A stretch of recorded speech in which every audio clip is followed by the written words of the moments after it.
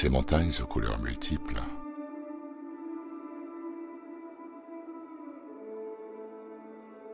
ces restes de ce qui fut bien vivant, gigantesques arboricoles, gigantesques créatures,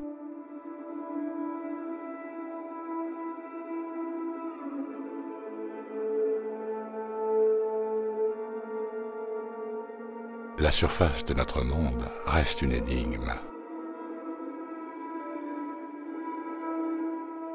Ces vestiges se révèlent aux non-sachants. Toutes ces merveilles avouent la puissance de ce qui nous dépasse. Les images parlent.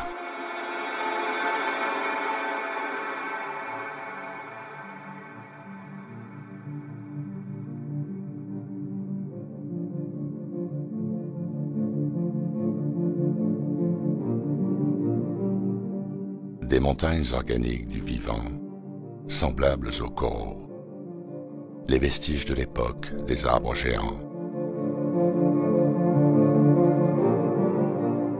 Entre le marbre, le calcium, la silice, notre monde se confond dans ses structures osseuses jusqu'à ses vraies racines. Le temps n'aurait plus d'âge.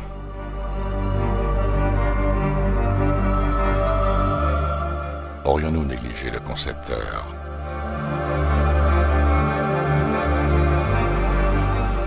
Si le premier humain, notre père à tous, Adam, fut créé de terre et d'argile, si ces couleurs, aussi différentes les unes des autres, savaient que nos origines représentent nos cultures,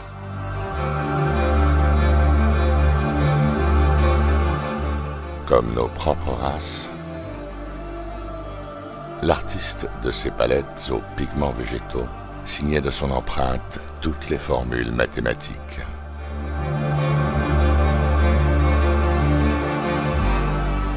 Au soleil levant de ces sources, l'Iran dévoile ses racines d'arbres géants.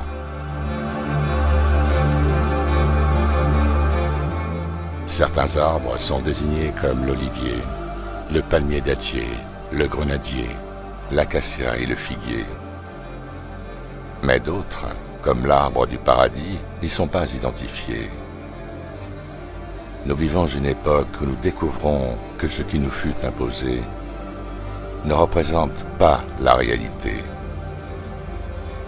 Trop d'incohérences, trop de divergences. Les mots et les termes employés nous mènent vers des voies sans issue,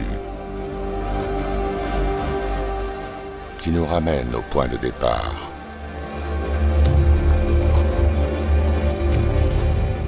L'histoire d'un grain de sable qui ne savait pas ce qu'il était, ni d'où il venait. Il était complètement perdu au milieu de ses semblables.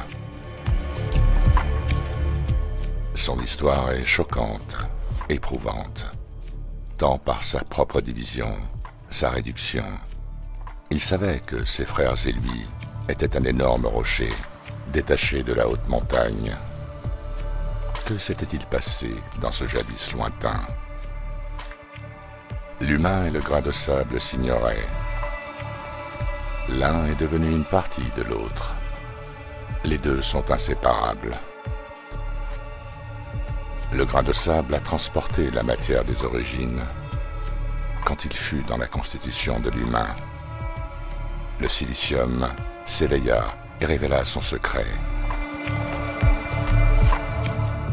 Au tout début, les anges ne savaient ce qu'ils étaient, ni même comment ils furent créés.